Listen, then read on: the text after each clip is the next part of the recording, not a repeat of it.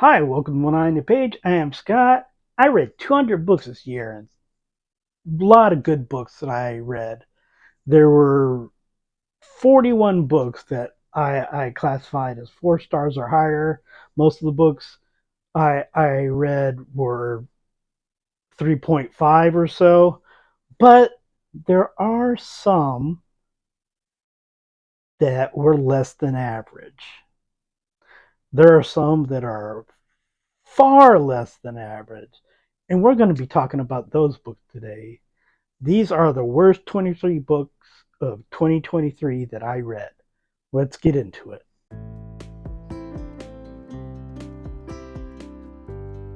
I read 39 P.G. Wodehouse books in 2023, partly for my podcast, partly because I had the goal of reading all of P.G. Wodehouse. I haven't quite done it, but it is my goal. And I said, there are going to be some that are on the best of, and there are. There are also going to be some that are on the worst of, and there are. Number 23 is The Gold Bat by P.G. Wodehouse. It is one of his earlier books, I believe, published in 1905, 1906. It is a school story, sports related, as many of his school stories are. Has to do with a little gold bat, like a cricket bat, that gets lost near some place where people were tarring and feathering the statue, and people are worried that they're going to get blamed if somebody finds a gold bat. There's just way too many characters. There's not enough of the trademark P.G. Wodehouse humor. It does start to come out in a year or two with Love Among the Chickens, which isn't a school story. Uh, but generally, his school stories, until we get to Mike in like 1909, aren't that great. And The Gold Bat, kind of. Book number 22, The Collected Short Stories of Guy de Maupassant, Volume 13. Uh, I read 13 books by him in 2023, all the collected short stories, 13 volumes. Uh, Lots of excellent short stories in here. This is the last one, I believe, published near the end of his, or at least the stories were published near the end of his career. He died from syphilis related uh, disease, and perhaps that affected him mentally because these stories just aren't that good. They're just not memorable, and yeah, the worst of the lot.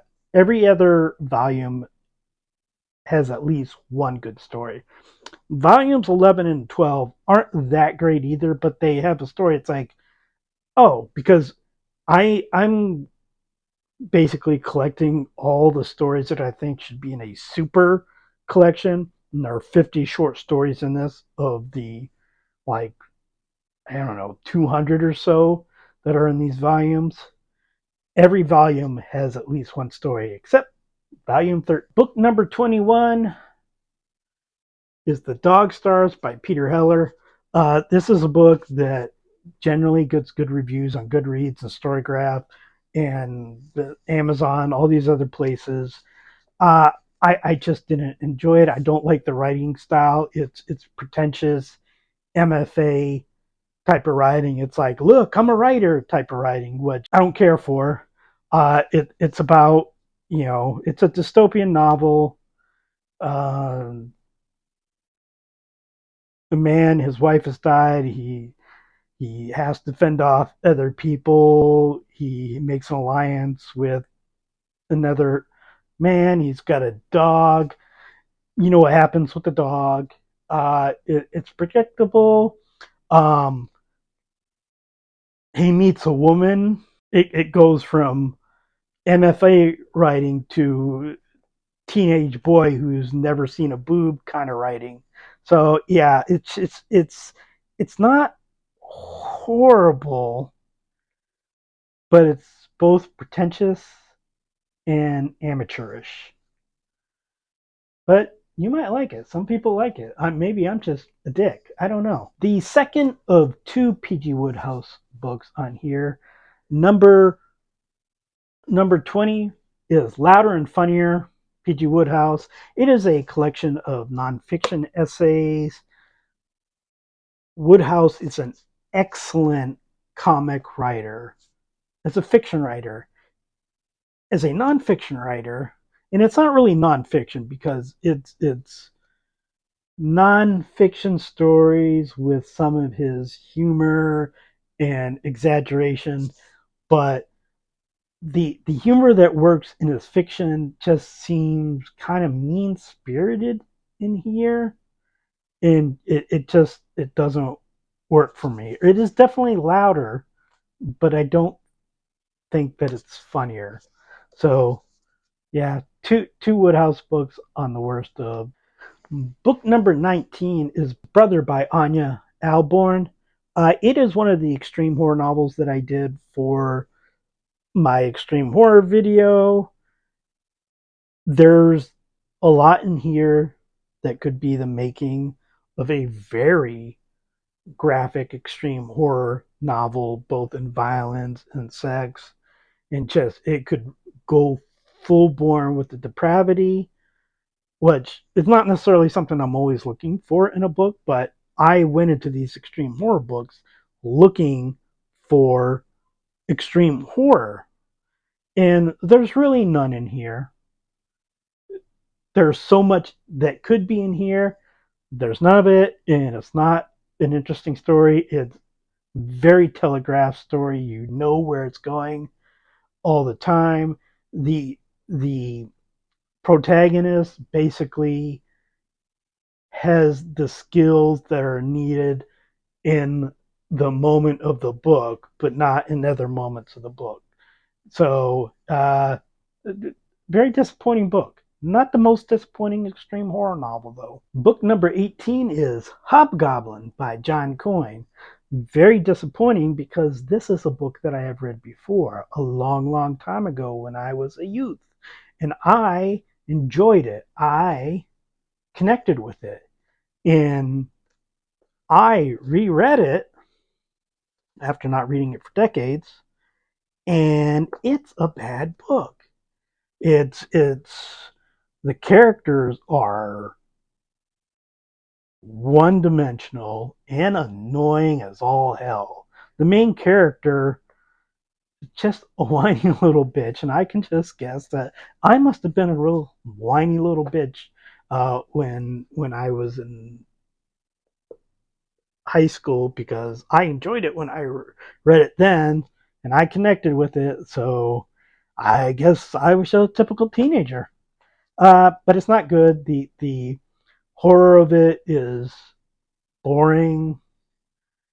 Don't go back to the things you love. I guess probably not the message you want to pass down in most aspects of life. But if there was something made in the 1980s that you really loved, just think twice before going back to that.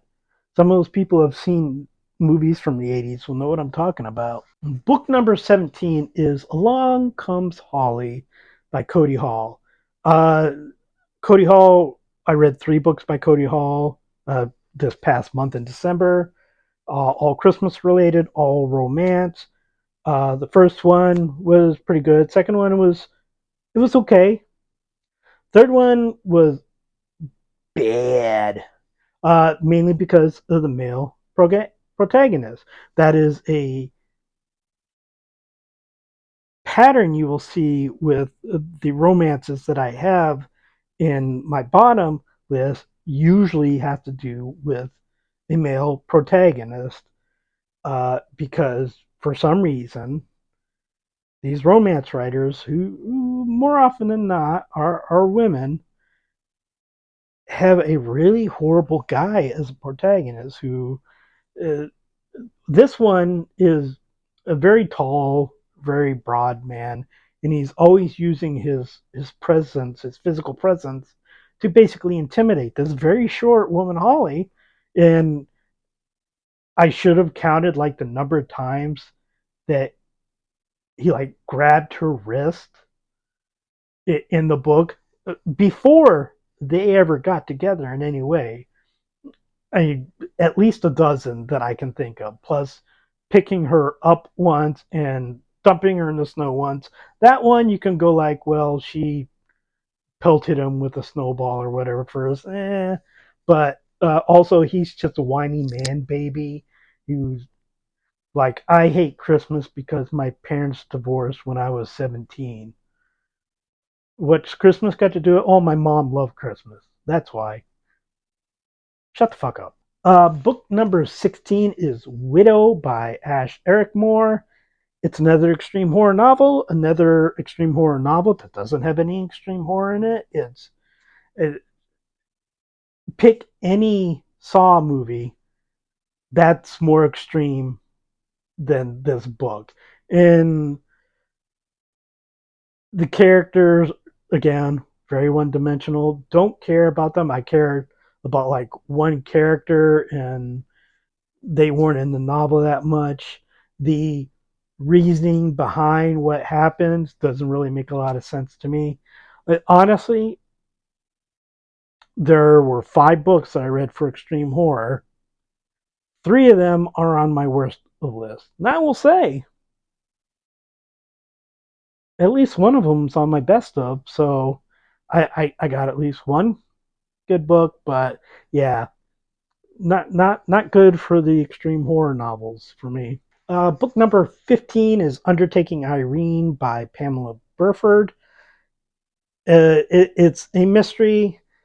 I have noticed this a couple times this year. I like the cozy mysteries. They're comfort reading. They're like plain reading type of stuff.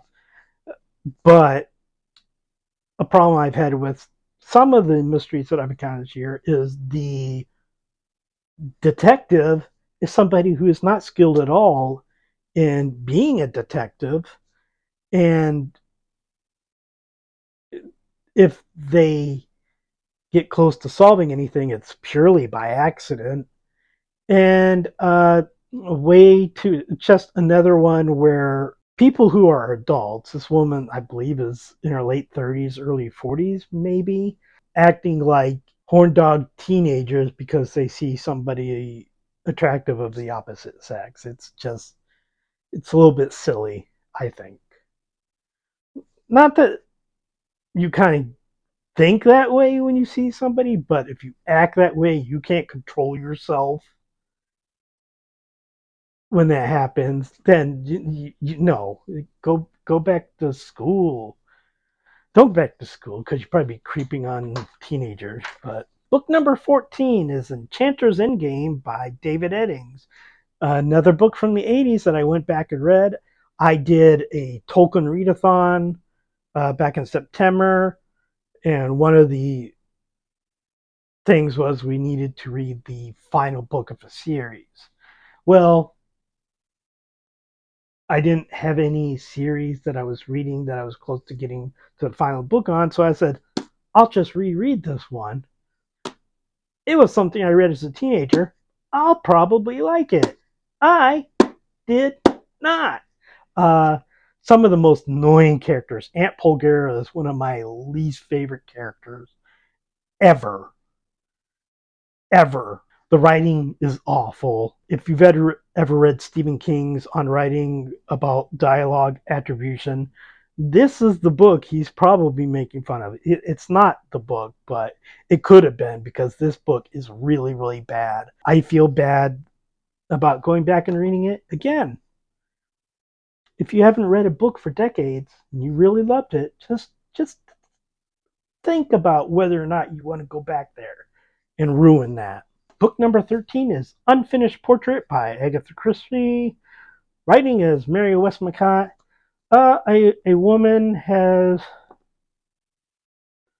gotten divorced and lost her child, and she is standing on a cliff thinking the thoughts of somebody might have thinking on a cliff, and then she meets a man there, and she basically tells him her entire life story, and then the book ends. Do we know what happened to her? No, not really. It's an Agatha Christie mystery without the mystery. And try reading an Agatha Christie mystery without a murder. That's what a Mary Westmacott book is. And you're like, oh, those characters who suck but work so well in a murder mystery, if you take away the murder mystery, you're left with those people and they suck. Book number 12 is not a book. It's essentially 4 books. It is the Christmas Tree Murder Mystery series by Jacqueline Frost. Uh, I have to say that the first book, The 12 Slaves of Christmas, is not horrible. It's not good. It's not horrible. But the other 3 books, Twas the Night Before Christmas, Slashing Through the Snow, and Stalking Around the Christmas Tree, are all very bad. The 4th book, Stalking Around the Christmas Tree, is a little bit better than Twas the Knife and Slashing, but those 2 are really, really bad. It's another case of a person who's not a detective, doesn't ever actually solve the case, even though it's a murder mystery. Most times, the case is solved because the murderer keeps going after her and warning her off, which after 4 murders, you're like, hey, maybe I'll stay away from that woman, because anytime somebody goes up against her, even though she can't really do anything, they get caught. The sheriff, who progresses from being interested in her into being engaged to her in the 4th book, is an annoying character. I will point out, in this fictional town of Mistletoe, Maine, uh, at the start of the first book, there had not been a murder there for 40 years. He became sheriff like in March of that year, and there's been a murder every Christmas. So 4 murders doesn't seem like he's a very good sheriff to me. Very unlikable character, even though we're supposed to like him. Uh, all the murders basically are fill in the blank type of murders. If you're going to read, I'd say read the first one and just say, oh, just repeat this 3 times. That's what the next 3 books are. I'll just mark off that I read them all, because they're all pretty much the same book. Book number 11 is Suburban Dicks by Fabian Nicieza. This is a thriller in which not a lot really happens. I had to read this for my family book club. It's pretty much a rule that thrillers in my family book club are going to suck. I think we counted, I think there are 8 thrillers, and I think there was 1 that I was like, oh, that's pretty good. The rest suck. I just started another one.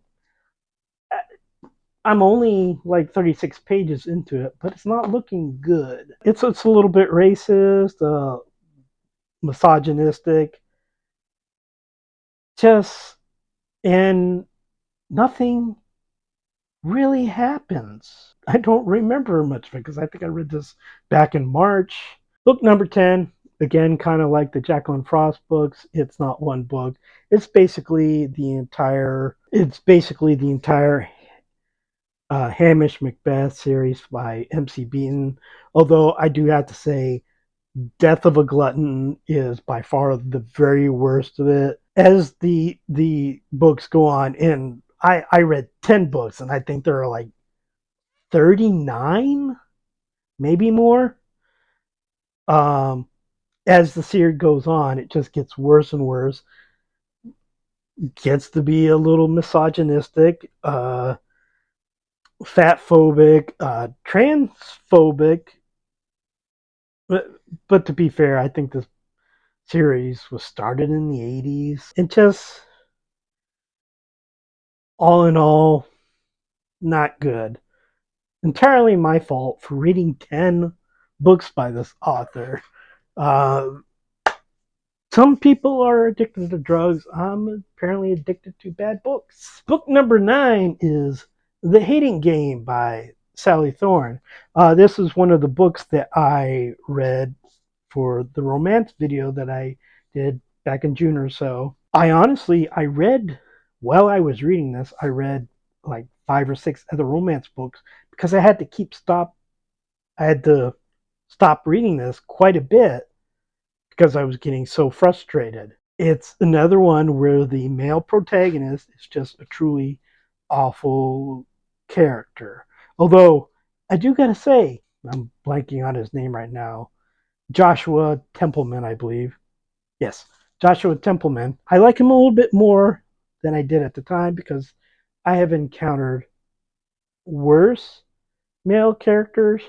I do think that of all the characters, he's the most likely to end up harming his partner, but I do think that that would happen in a jealous rage type of thing.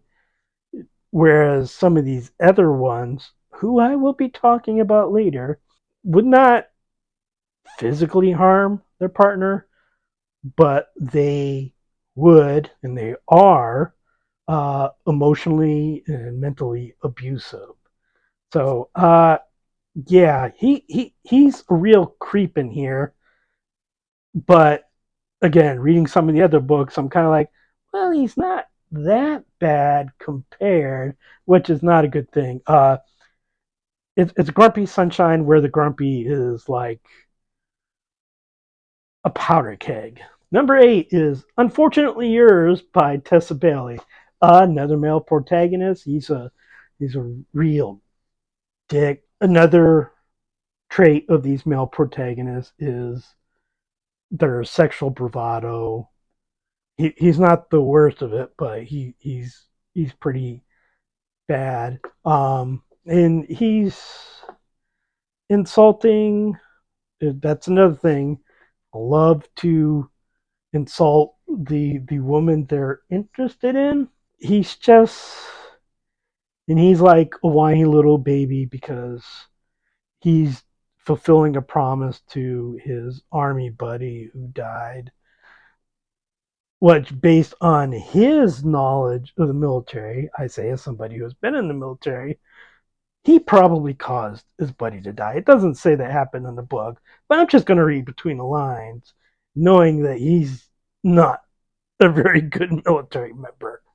It's the enemies to lovers thing, kind of the fake relationship thing, except he is manipulating her into actually being in a relationship. And I guess girls really dig that because it keeps happening. It's like, oh, you're mean to me and you insult me and you're lying to me and manipulating to me. Give it to me. Book number 7 is Girl Flesh by May Letts. It is the worst extreme horror book that I read. I have found, at least in the books that I picked, which I apparently did not pick well, but the 3 books that I have on my worst of list are extreme horror books that don't actually have anything extreme about them. I don't know why they were called extreme. I do know that she wrote something else that apparently is very extreme, but I don't think you can just say, well, she wrote one extreme horror novel, so we'll just call this one extreme too. It wasn't. It was boring. The narrator was annoying. She apparently formed a connection with this other girl, Caroline. How? We don't know. She just felt it. She had issues with her husband. Why? I don't know. She just said it. Just covering a lot of things with her just telling us and not showing us anything.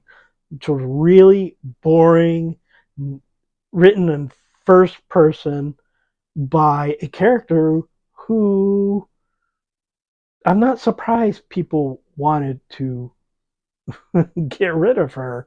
But apparently there was no real reason except they just happened to run into random serial killers. And the whole serial killer thing, there are parts of it that don't make any sense, that aren't explained. And there's antagonism in this novel towards the husband that I don't get. Now, there might have been had been explained to us, but it was not. So, shitty book. Book number 6, which at one point I thought was going to be the worst book of the year, is Something Fabulous by Alexis Hall. It is a gay romance, and honestly, the romance wasn't that big a deal, although I don't see those two together. Honestly, the biggest problem was, and I forget the names, but I think uh, there's the Duke, who's very kind of a stick in the mud kind of guy, and he proposes marriage to, I think it's Bella. I could be wrong about that though. Who he had been friends with since they were children, but she doesn't like the way he proposes, so she runs off. Her brother forces the Duke for them to go find her, and the brother and the Duke kind of get closer and closer to a relationship. Uh, the brother is, and I say this with no judgment, kind of slutty, and the Duke is very repressed. Um, but the sister, I think Bella, but I could be wrong, is truly one of the most awful characters that I have read. Definitely the worst female character this year. There may be some male characters who are worse, but there are definitely no female characters who are worse than this. And she just, oh, grates my nerve. And also, everybody is just a dick to the Duke for no reason. He is repressed, but he tries to understand. He tries to see other people's point of views, but everybody's insulting him, physically attacking him, tying him up, not letting him eat. Somebody shoots him, and basically he has to apologize for it. Just, I will say, I reluctantly read another book by Alexis Hall because my daughter wanted me to. It is not on my best of lists, but it's not on my worst of lists. It's good ish. So I'm going to let that be my last exposure to Alexis Hall, and this one won't be. Book number 5 is A Daughter's a Daughter by Agatha Christie, writing as Mary Westmacott. Not only is there no murder mystery here, this is about family, about a mother and daughter. And if you ever read Agatha Christie, family is not her thing. I will point out in another book, a mystery one, she has two children, not two children, two adults who were raised together, both adopted by the same people. They get in a relationship because, at the very least, writer Agatha Christie doesn't count adopted children as real children. This book shows she doesn't really think much of real mother and real daughters. Supposedly, this is somewhat about her and her own daughter, which, if that's the case, two very unlikable characters. They're not as bad as Bella, I believe, in Something Fabulous, but yeah, it is awful, awful book. Is the worst book by Agatha Christie? Probably not. But books that I might count as worse than this are ones that she wrote near the end of her life, when it's assumed that she may have had dementia. Book number 4 is The Orphan Keeper by Cameron Wright. This is another book club book that I was forced to read. It's based on a true story about a boy who is kidnapped from India, sent to America, adopted by people there, and they discover that his mother is alive, and then, well, okay. And then, like 15, 20 years later, he looks into going back to India and finding his family. Again, based on a true story, the writer is a white Mormon who is not a very good writer. There's some truly awful writing in here. Uh, the character Taj is supposed to be like very popular in high school, and he's a dick to everyone, and then he's very unlikable. And it's like, you're telling me everybody thinks he's great, but I do not see any case in here in which he's even a good person. Like, another case of a manipulative man. The book basically puts across that it was a good thing that he was kidnapped and taken to America, because how his life turned out. There are a couple problems wrong with that. One, his brother, who stayed in India, had a fairly prosperous career there, so you can't say necessarily, oh, he wouldn't have done okay if he was in India. But also, completely just bypasses how his birth mother is affected by this. It's like decades, or close to 2 decades, I think, that her son is gone. She does not know what happened to him. And the author's just like, yeah, but he's really successful in his job in America, so it's cool. Yeah, it's a truly shitty book.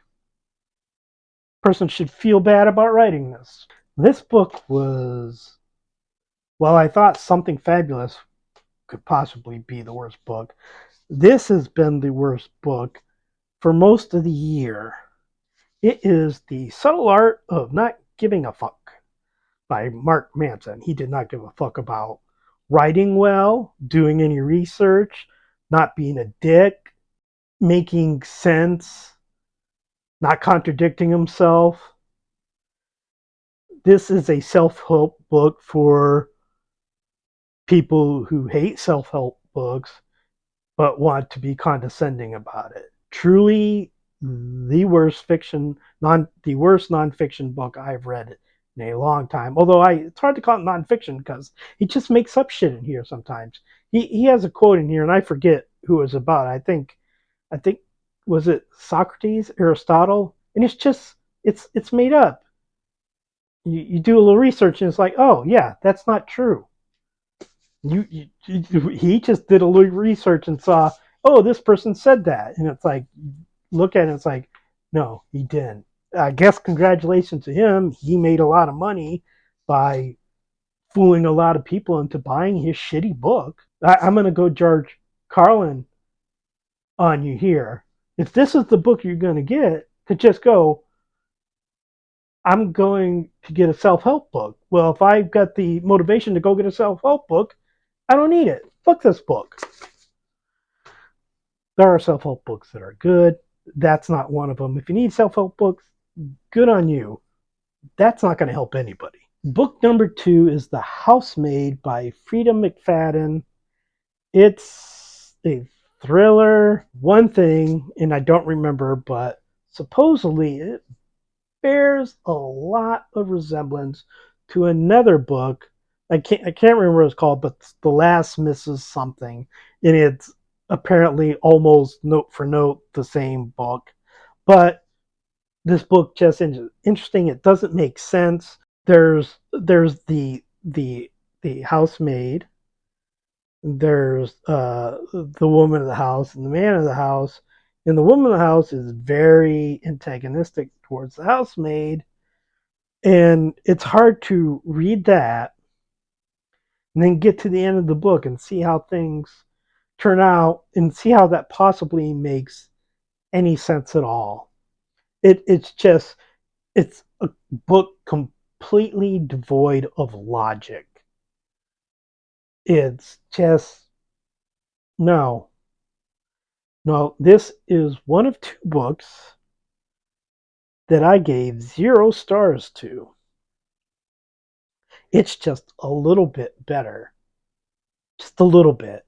Uh, I don't know why I didn't DNF it. I know why I didn't DNF the next book, but I'm not sure why I didn't. I think it was just at the point I I think I had talked about the book, and if I talk about the book in a video, then I'm like, I can't DNF it. So I didn't. I should have. Book number one, the worst book of the year, is The Plight Before Christmas by Kate Stewart. Uh, it's a romance. A man, Eli, comes to the cabin of his ex-girlfriend. They dated for 8 months in college, like 17 or 18 years before. Her name's Whitney. His name's Eli. Eli Whitney. Get it? Funny. And yes, Eli Whitney together makes an appearance in here for a dumb joke. So he comes there. We find out that because he worked with her brother, he basically manipulates going there. He wants to force her to get back together with him after so long, but without apologizing. He thinks he needs to apologize, but maybe he can do this without apologizing. He eavesdrops on everybody's conversation. Somehow, he's the only person who can do stuff there. His idea of getting in her good graces, which somehow works, is basically saying he could bang her anytime he wanted. He's insulting to her, condescending about how her life is gone. He gets advice from another ex girlfriend who apparently he has a good relationship with, but all he can think about is Whitney. But he shares so much with this other friend now who is married and obviously found some way to get away from this lunatic. But he can't talk to Whitney the same way he talks this one, but Whitney is the woman that he has to have. It's just, and I didn't DNF it because I was close to 200 books. In hindsight, yes, I should have DNF. But no, it's a truly awful book. I kind of wondered to myself, one, I didn't read many romances before, and then I went through quite a bit of them, but I found myself enjoying the sapphic ones more. And I'm like, I don't necessarily know why. Oh, it's because all the ones in which there are males in them, not all of them, but many of them, the male is like just a truly awful person. And I just don't understand. I guess I don't know. I don't know. I'm over 50. I thought I knew a little bit about women, but apparently in romance books, it's enjoyable when women are insulted and nagged and sometimes physically intimidated. I mean, I can understand, I want a man to be a man kind of thing, but none of these men they're men. They're just assholes. I don't think a man has to be an asshole to be a man.